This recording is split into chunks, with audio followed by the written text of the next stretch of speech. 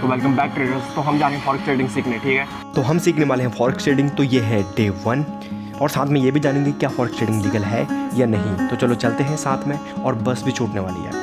ओ सुनिया सुनिया रातां ते रातां दे विच तू जद भी तेनू लब्बां। तो दोनों बैग रेडी कर लिए गए हैं। आज मैं शिफ्ट करने वाला हूँ। अब आज से वहीं रहेंगे और ट्रेडिंग सीखेंगे। पिछले 6 महीनों से मैं अपने रिलेटिव्स के वहाँ रह रहा था, कभी किसी के घर कभी किसी के घर। तो मानो या ना मानो एक टाइम बाद सब परेशान हो जाते हैं। तो आज मैं शिफ्ट करने वाला था। तो मैं उत्तराखंड से यहाँ चंडीगढ़ आया था ट्रेडिंग सीखने। मैंने ब्रोकर के पास ट्रेडिंग सीखी, NISM देने के बाद जॉब भी करी, लेकिन जॉब से कुछ होने वाला नहीं था। अगर तुमको खुद की ट्रेडिंग करनी थी उसके लिए बहुत सारा कैपिटल चाहिए था। तो मैंने अब रिस्क लेकर फॉरेक्स मार्केट में शिफ्ट किया है। तो वेलकम बैक ट्रेडर्स, हम जा रहे हैं फॉरेक्स ट्रेडिंग सीखने, ठीक है। तो और ये भी पता करेंगे कि क्या फॉरेक्स ट्रेडिंग लीगल है या नहीं। मेरा फॉरेक्स ट्रेडिंग करने का बस एक ही रीज़न है कि मेरे पास थोड़ा बहुत पैसा आ जाए। तो कुछ टाइम फॉरेक्स ट्रेडिंग को भी दे के देखते हैं। नमस्कार भैया, नमस्कार। ठीक छो छुट्टियाँ ले आजे ना। ठीक छो ये काम। तो मैं शिफ्ट करने वाला हूँ, आज से वही रहूँगा जिससे हम और फोकस कर पाएँ, ठीक है। और भैया उनके साथ ठीक है ट्रेडिंग सीखने वाले हैं। तो शेयर मार्केट में बहुत सालों से मैं था, लेकिन कुछ हो नहीं रहा था। वहाँ पर कैपिटल की बहुत ज़रूरत थी। यहाँ हम परफॉर्म्स करेंगे, लेकिन सवाल अभी भी बना है क्या फॉरेक्स ट्रेडिंग लीगल है या नहीं। तो मुझे रहने की दिक्कत हो रही थी, तो बॉबी भैया ने रूम का अरेंजमेंट करा दिया था।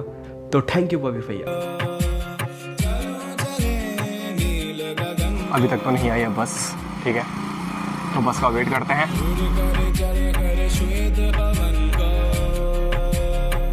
सामान 5 सोचा नहीं 2 बार शहरों की गिरफ्त से भगा मैं। एक गहरी सांस लेकर सब भूला भाई, जादू सा है कुछ सवा में। झंझट से दूर हूँ, पड़ोसी की पीटी नहीं सुनी आज। जो करो जो करना नहीं डरना, कुछ अभी भी सोचे। बस तो नहीं आ रही थी, फिर हमने ऑटो पकड़ा, क्योंकि time is more important then money. थोड़ा सा पैसा दो, टाइम बचाओ और चलो। लेकिन उसके लिए पैसा भी होना चाहिए ना ब्रो। सुबह सुबह रोड खुली थी, ये ऑटो वाले भैया इतने रैश ड्राइविंग कर रहे थे, क्या बताऊँ। पूरा ऑटो हिला के रखा था इन्होंने। और ऊपर से मैं इतना महान, मैंने दोनों बैग टका के रखे हैं। लैपटॉप वाला बैग और पीछे वाला बैग वैसे ही है, क्योंकि मुझे रिस्क नहीं लेना, मुझे रखना ही नहीं है उन्हें नीचे। लेकिन थोड़ी देर बाद भैया ने पता नहीं ऑटो कौन सी सड़क में मोड़ लिया था, मुझे समझ ही नहीं आ रहा था। मुझे जाना कहीं और था और ऑटो ले जा कहीं और रहा था। और मेरे लिए टाइम अभी बहुत इंपॉर्टेंट था, क्योंकि मुझे जल्दी जाना था। भैया यहाँ नहीं जाना, यहाँ नहीं जाना भैया, पीछे से मुड़ा लो। बाद में पता लगता है कि भैया फ्लाईओवर के नीचे से साइड को ले जा रहे हैं। मेरे तो हालत ख़राब हो गई थी, क्योंकि मुझे जल्दी जाना था और मुझे पता ही नहीं है यहाँ के आधे रास्ते। तो मुझे लग रहा था मैं कहीं चला ना जाऊँ, फिर वहाँ से वापस कैसे आऊँगा। वैसे मैं किसी से कुछ भी बोल दूँ, मैं बहुत एक्सट्रोवर्ट हूँ, मैं दोस्त भी बना लेता हूँ, लेकिन ऐसी कंडीशनों में मेरे से बोला ही नहीं जाता, मैं पूछ भी नहीं पाता। मतलब फाइनली जैसे तैसे करके हम वहाँ पहुँच चुके थे। अब यहाँ से भी हमको एक ऑटो ढूंढना है। इन पहाड़ों के चमकता जुगनू जैसे तारे लाख, इन फिजाओं में लपक के बांधा मैंने फीता छाप छोड़े चला। मुझे किस किस ने क्या क्या कहा, भटकता रहा मैं सिर्फ आवारा। मैं एक बादल में चलता रहा, गगन बरस पड़ा तो आया। तभी हमको अपना ऑटो रोकना पड़ता है, क्योंकि हमारे भूरा भाई रोड क्रॉस कर रहे थे। भूरा भाई की कृपया से हम अब वहाँ पहुँच चुके थे। अब मुझे सबसे पहले अपना सामान रूम में रखना था, फिर ऑफिस जाना था।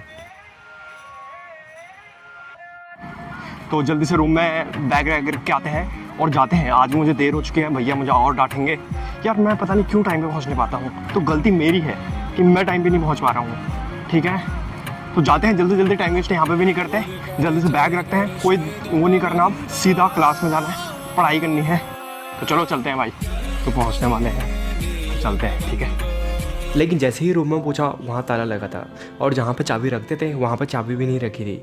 मैंने थोड़ा वेट करा, लेकिन मुझे चाबी नहीं मिल रही थी। वहाँ पर रहते हैं, मैंने उनको कॉल भी किया, लेकिन वो कॉल ही नहीं उठा रहे थे। चाबी ही नहीं मिल रही। देन सडनली आई रियलाइज कि ये दरवाज़ा अंदर से बंद है, क्योंकि लॉक के वहाँ से वो थोड़ा सा खुल रहा था। मैं आधे घंटे से बाहर खड़ा हूँ और दरवाज़ा अंदर से बंद है। और मैंने थोड़ा बहुत खटखटाया, लेकिन किसी ने दरवाज़ा नहीं खोला, क्योंकि वो अंदर सो रखे थे। और अगर दरवाज़ा जोर से खटखटाता तो नीचे ओनर गुस्सा करते हैं। तो मैं कपड़ों का बैग वहाँ पर रख कर मैं ऑफिस चला जाता हूँ। ऑफिस जा रहा हूँ मैं अभी, और भैया फ़ोन तो नहीं उठा रहे अभी। देखते हैं वहाँ पे कुछ काम कर लेंगे, अगर ऑफिस खुला होगा तो। चलो चलते हैं। ना ही इंडिया में फॉरेक्स ट्रेडिंग लीगल है और ना ही इलीगल। आरबीआई और सेबी ने इसमें बहुत रिस्ट्रिक्शन लगा रखे हैं। अगर इंडिया में फॉरेक्स ट्रेडिंग की बात की जाए तो तुम बस 7 पेयर में ही ट्रेडिंग कर सकते हो, लेकिन इन पेयर्स में वॉल्यूम बहुत कम होता है। इसीलिए जो इंडिया के फॉरेक्स ट्रेडर हैं वो बाहर के मार्केटों में ट्रेड करा करते हैं। इंडिया में फॉरेक्स ट्रेडिंग को लेकर एक एक्ट है, फॉरेन एक्सचेंज मैनेजमेंट एक्ट 1999। अगर तुम इस एक्ट को वायलेट करते हो तुमको बेल भी नहीं मिलेगी और फाइन भी लगेगा। तो इंडिया में जो ट्रेडर्स होते हैं वो खुद के अकाउंट में ट्रेड नहीं करते, प्रॉप फर्म या प्रॉप टैक्स में ट्रेडिंग करते हैं। तो तुमको एक छोटी सी अमाउंट पे करनी पड़ती है। अगर आपने चैलेंज पास कर लिए तो आपको फंडिंग मिलेगी। अब आप उन्हीं के फर्म में ट्रेडिंग कर सकते हो। अब जो यहाँ से इनकम आएगी वो ट्रेडिंग इनकम नहीं होगी, वो रेमिडेंस होगा। ये एक लूप होल है, पता नहीं कब तक इंडिया में टिकेगा, लेकिन लोग करते हैं। कल रात भैया वो बैट बॉल खेलने गए थे तो उस वजह से सब सो गए और बस तो चलो चलते हैं वापस। थोड़ा कुछ वीडियोस देख लेता हूँ या वीडियोस बना लेता हूँ, ठीक है। जब भैया वो आ जाएंगे तो वापस आ जाऊँगा। तो चलो चलते हैं, गर्मी हो रही है वैसे बहुत यार।